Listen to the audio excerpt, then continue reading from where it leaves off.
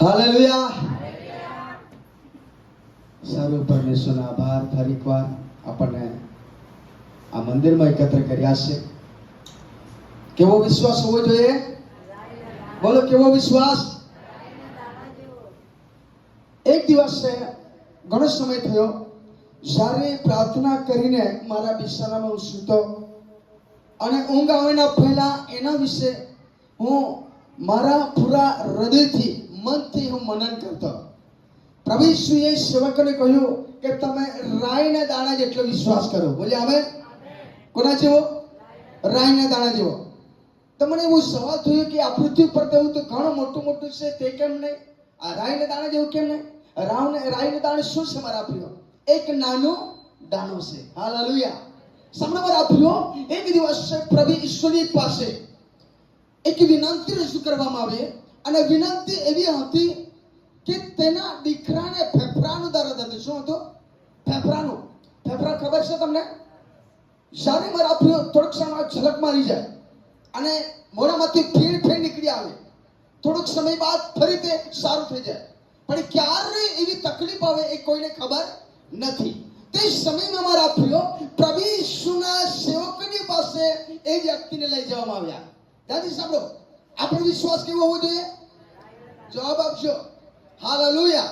શું આપણે વિશ્વાસ કરે છે કે કેટલાક લોકોને બહુ મોટો વિશ્વાસ હોય, કેટલાક લોકો 70 વર્ષ થઈ ગયા તેટલો વિશ્વાસ હોય, કેટલાક લોકો 20 વર્ષનો વિશ્વાસ હોય, પણ બાઇબલ એમ કહે છે મારા પ્રિયો, વર્ષોનો વિશ્વાસ નહીં પણ કેવો વિશ્વાસ?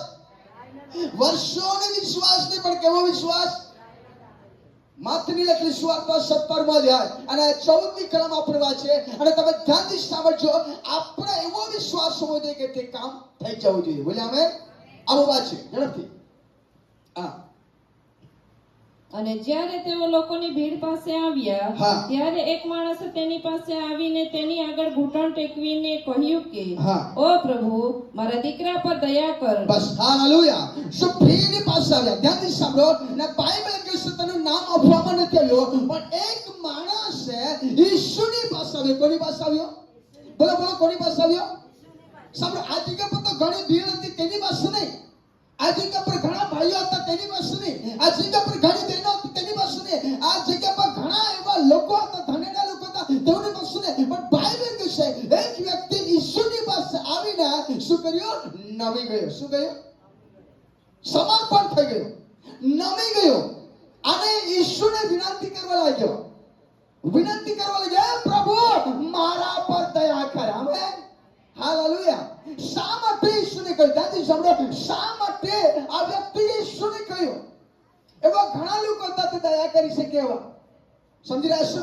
જો સાંભળતા તો કહો, હા હું સાંભળું છું. ઊંચા વાક્યથી બોલો, હા હું સાંભળું છું.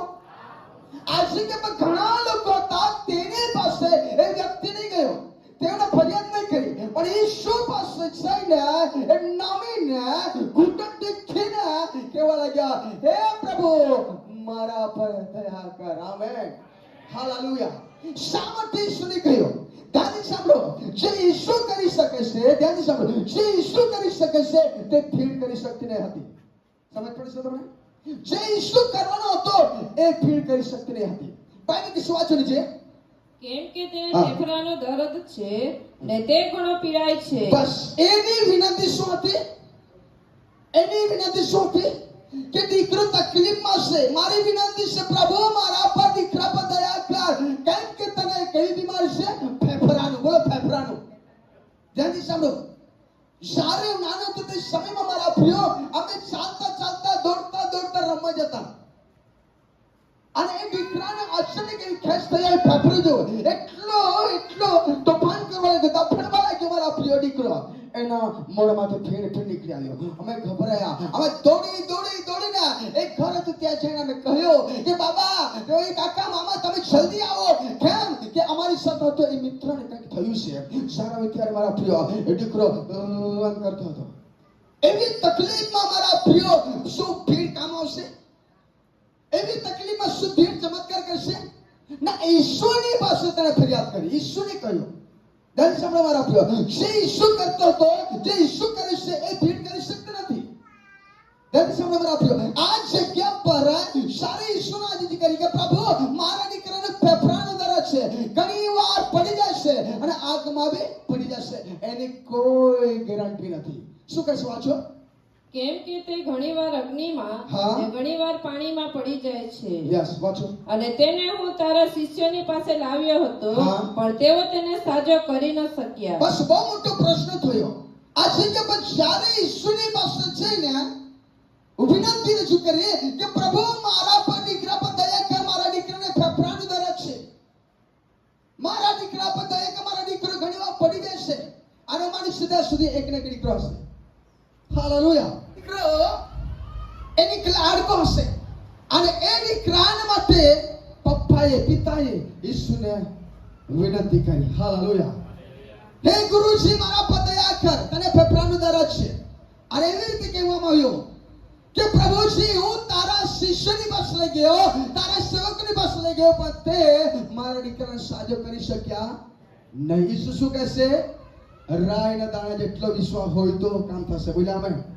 શા માટે? કેમ આજે કે ચમત્કારો કેમ ન કરી શક્યા? શિષ્યો સેવકો કેમ ચમત્કાર ના કરી શક્યા? શું શિષ્યોની સાથે ઈસુ હતા? નહીં હતા. ધ્યાન સાંભળો, શિષ્યોની સાથે ઈસુ નહીં હતા. જ્યારે શિષ્યોની પાસે લઈ ગયા તે સમયમાં શિષ્યોએ પ્રાર્થના તો કરી, પણ ચમત્કાર થયો નહીં. હાલેલુયા. શા માટે મારા પ્રિયો? એનું પરિણામ કેમ ચમત્કાર ન થયો એનું કારણ બી આપણને બાઇબલ બતાવે છે. હાલેલુયા. આજે આપણે ઘણીવાર કહીએ પ્રભુ હું તારા પર વિશ્વાસ કરીશું, પ્રભુ હું તારા પર વિશ્વાસ કરીશું. ધ્યાનથી સાંભળો મારા પ્રિયો, પ્રભુ ઈસુએ કહ્યું શું કઈ ખબર છે? વાંચો નીચે શું? વાંચો. ત્યારે ઈસુએ તેને ઉત્તર દીધો કે ઓ અવિશ્વાસી તથા આડી પેઢી. બસ કોને કહ્યું? શિષ્યોને કહ્યું. ધ્યાનથી સાંભળો, આજે હું અને તમને પરમેશ્વર જ કહેશે મારા પ્રિયો કે આપણે રાઈનો દાણા જેટલા આપણે વિશ્વાસ કરવો પડશે. બોલ્યા અમે? બાઇબલ કહે છે જ્યારે સેવકની પાસે બીમારીને લઈ ગયા, એ વ્યક્તિને લઈ ગયા, ફેફડા તો ભરાયો, એક પીડા ભોગી રહ્યો, એ વ્યક્તિને ઈશ્વરની પાસે લઈ ગયા, અને એ વ્યક્તિ કહ્યો તારા શિષ્યની પાસે લઈ ગયો. કોનું નામ આવ્યું? કોનું નામ આવ્યું? ઈશ્વરનું નામ આવ્યું. તારા શિષ્યોની પાસે લઈ ગયો. ઈશ્વર આનંદ થઈ શકે? દુખી? બોલો તો ખરા.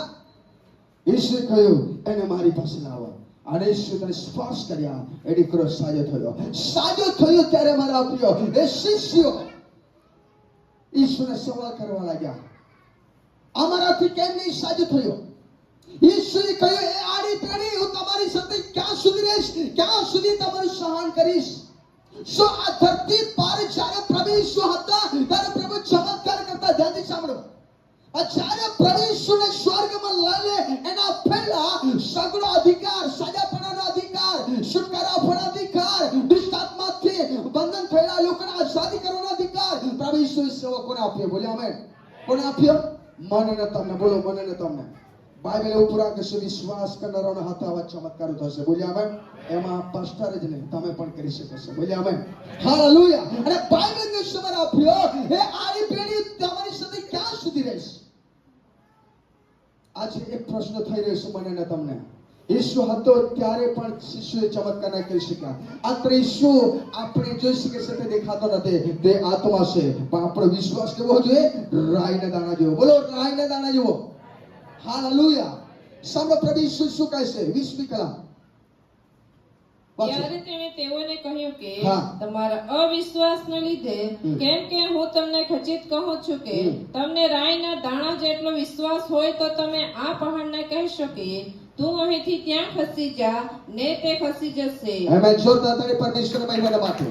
શિષ્યોએ ઈસુને પૂછ્યું, હે ગુરુજી, હે પ્રભુજી, એક ફેફડાથી પીડાતા વ્યક્તિને અમે કેમ સાજાપણું નહીં આપી શક્યા? ત્યારે ઈસુ સ્પષ્ટ કહ્યું તમારા અવિશ્વાસને લીધે. બોલ્યા આમેન? હાલેલુયા. આ સાચી વાત છે મારા પ્રિય. અવિશ્વાસને લીધે ચમત્કાર જોઈ શકતા નથી. ચમત્કાર જોઈ શકતા નથી. ઘણી વાર મારા પ્રિય ધ્યાનથી સાંભળો, જેટલા બી સાંભળતા તેટલા દરેક જણ ધ્યાનથી સાંભળો. સારા પ્રવેશની પાસે આપણે માંગીએ છીએ ત્યારે એવી પ્રાર્થના કરો કે મને મળી ગયો. એવો વિશ્વાસ કરો કે પ્રભુ મેં માંગ્યું તો મેં પ્રાપ્ત કરી લીધું. આમેન. હાલેલુયા. સામે મારા પ્રિયો એક જગ્યા પર પ્રાર્થના કરવા માટે જ્યારે ગયા અને કેટલાક સેવકો ગયા, કેટલાક લોકો ગયા અને દુષ્ટ આત્માથી બંધેલા વ્યક્તિને માટે પ્રાર્થના કરી. જ્યારે પ્રાર્થના કરી ઈશ્વરના નામમાં અમે બોલીએ છીએ કે દુષ્ટ આત્મા આ શરીરમાંથી નીકળી જા. એ નીકળ્યો નહીં. કેમ મારા પ્રિયો? પ્રાર્થના કરનાર વ્યક્તિને એવો વિશ્વાસ હતો એ અમારાથી નહીં સાધે થશે. બીજો આવ્યો, ત્રીજો આવ્યો અને છેલ્લા વ્યક્તિ કેવા લાગ્યો, હું ઈશ્વરના નામમાં કહું છું, નીકળી જા. અને પ્રાર્થના કરીને હૃદયમાં હું વિચાર કર્યો, આટલા સેવકો પ્રાર્થના કરી કે મારાથી થોડું સાચું થવાનું, નહીં સાચું થયું. એની ઘટના આ જગ્યા પર થઈ હશે.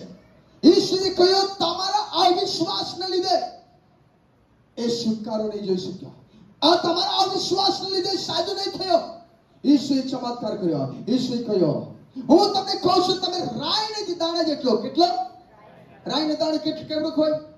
રાઈ જાય જોઈ છે તમે બહેનો? બધાને ઘરમાં છે રાઈ, છે ને? હાલેલુયા.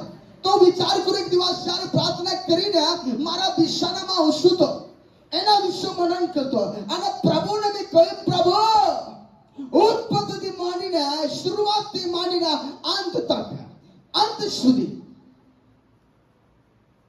જ્યારે બાઇબલમાં મેં જોયું મારા પ્રિયો કે ઈશ્વરે રાઈને દાણાને કેમ નિષ્ઠાન આપ્યો, રાઈને દાણા જેટલો વિશ્વાસ કેમ આપણને બોલ્યા?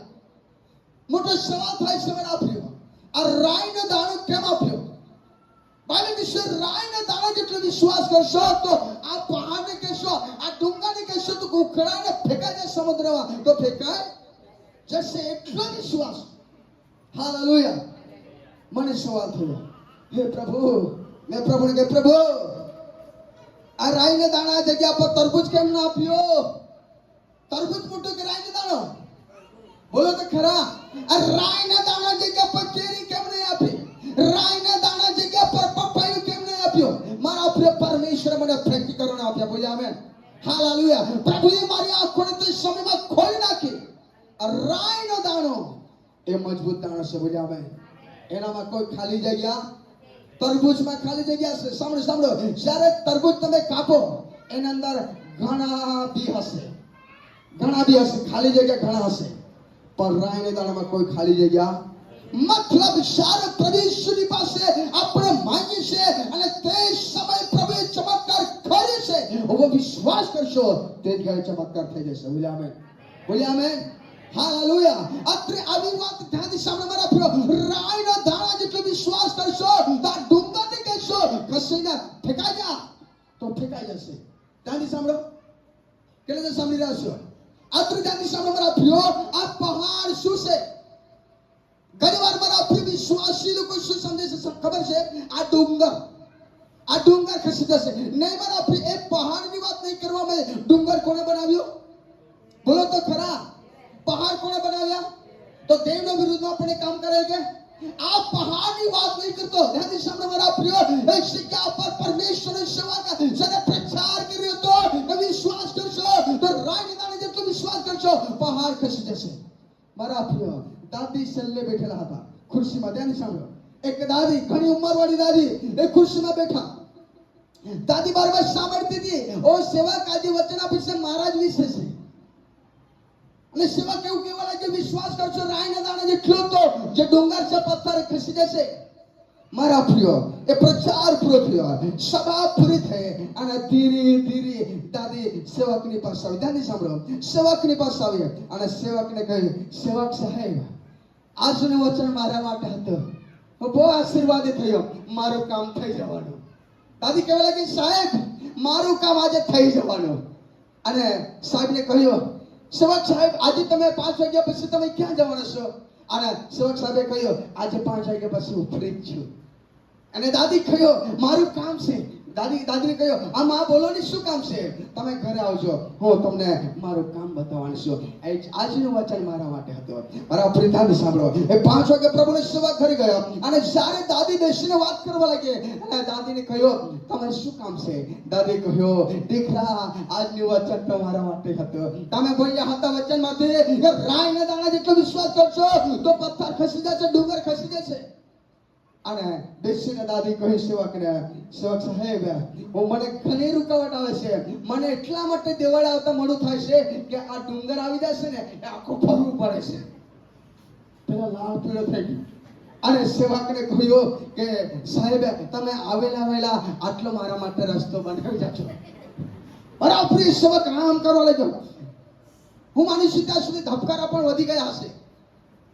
એને પ્રેક્ટિકલ નહીં મળ્યો, અને સમજાવવા માટે એવો દાખલા નહીં મળ્યો મારા પ્રિય. અને દાદી કચાપ કરી લીધું કે આજે તો દાસને બોલાવીશ અને આ પથ્થર આ ડુંગર તો હટાવીશ. સેવક કઈ બોલ્યો નહીં. અને સેવકને કહ્યું કે તમે આવેલા ચાલો આપણે જઈએ.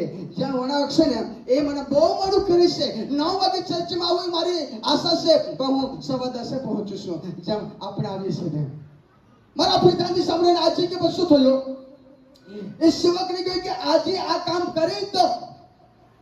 અને જ્યારે સેવકને કહ્યું, સેવકે કહ્યું બા મારાથી બોલાઈ ગયો પણ મારાથી થવાનું હજુ પણ એને સમજ પડે નહીં, એની પાસે કોઈ પ્રેક્ટિકલ નથી. મારા પિતાની સાંભળો, ઘણી વાર વિશ્વાસ લોકો થાપ ખાઈ જાય છે. આ શું બાબત છે? પહાડ શું છે? શું પહાડ જો ડુંગર જો પ્રાર્થનાથી ખસી જતા હોય કે તમે સમજી રહ્યા છો? જો જેટલા સાંભળતા એટલા કહો હા હું સાંભળું છું. બહેનો ભાઈઓ સાંભળો છો? કેટલા જે શીખી રહ્યા છો? જો શીખી રહ્યા હોય તો હાથ ઉઠાવો. અને સમય ના પડતું તો મીટિંગ છૂટ્યા બાદ મને પૂછો. જો આજે કે પ્રભુ તમને કહેવા માંગુ છું, પ્રાર્થના કરવાથી જો ડોગો ખસી જાય તો જીસીબી બનાવવાની કોઈ જરૂર સમજ પડે છે? તો કેટલા શીખી રહ્યા છો? પ્રાર્થના કરવાથી ડુંગર ખસી જાય તો જીસીબી બનાવવાની કોઈ જરૂર. ત્યારે મારા જેવા સેવકને બોલાવાય, મોટા સેવકને બોલે સાહેબ દેવલ કરી દે. સમજી રહ્યા છો? જો પ્રાર્થના કર્યાથી જે ઝાડ ઉખડાઈને ફેંકા જાય, કોરાણાની કોઈ જરૂર, જીસીબીની કોઈ જરૂર. આ પહાડ શું છે? મારા આપણે ધ્યાન સાંભળો. રાય જેટલો વિશ્વાસ કરશો તો પહાડને તમે કહેશો ઉખડાઈને ફેંકા જા. ઈસુમાં કેવો વિશ્વાસ હતો? રાજો. બોલો રાજો. ઈસુએ કહ્યો હે ફેફડાની બીમારી ચાલ નીકળ ગઈ. આમેન. એસર રાજો વિશ્વાસ માંગ્યો અને થઈ ગયું. બોલીએ આમેન. બોલીએ હાલેલુયા. સો આ પહાડને કહેશો. ઘણી વાર મારા પ્રિયો આપણે સમજી શકતા નથી કે વચન શું કહેવા માંગે છે. આપણે સમજી શકતા નથી કે આ બાબત શું કહેવા માંગે છે, આ વચન શું કહેવા માંગે છે. એના અંદર આપણે વચન શીખ્યા દાસી દ્વારા મર્મ જાણવાનું કામ એ તમને આપ્યું છે. હવે મર્મ કોણ કાઢે છે? બોલો પવિત્ર આત્મા. બોલો પવિત્ર આત્મા. હાલેલુયા.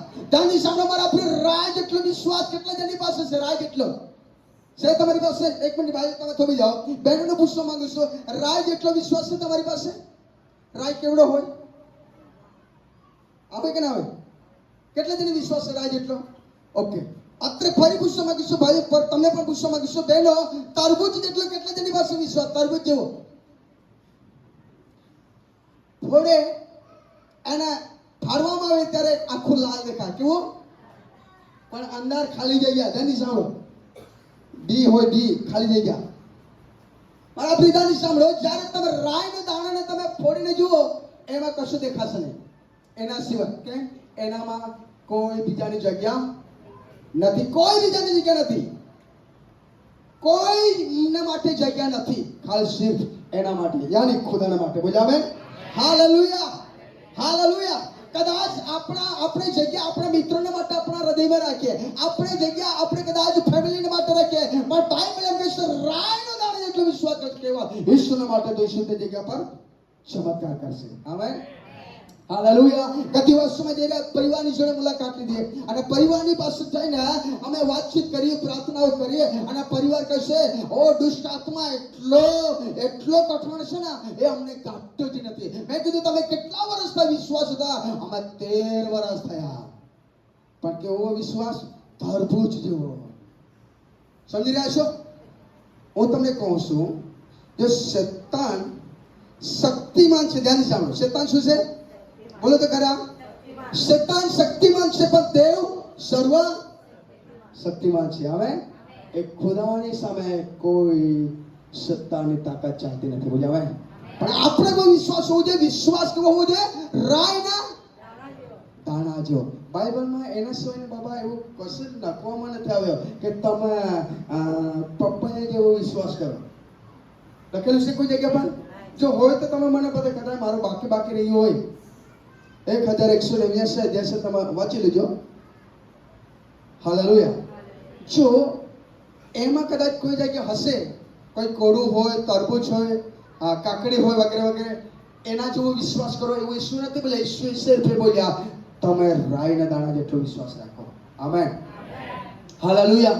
જો રાઈના દાણા જેટલો વિશ્વાસ હશે, ઈસુ સિવાય બીજી કોઈ વાત નહીં, કારણ કે બીજાના માટે જગ્યા જ નથી. સમજ પડે છે? ઈસુ સિવાય બીજાની કોઈ બી વાત નહીં. કેમ કે સિર્ફ ઈસુ અને તેનું જીવન. આમેન.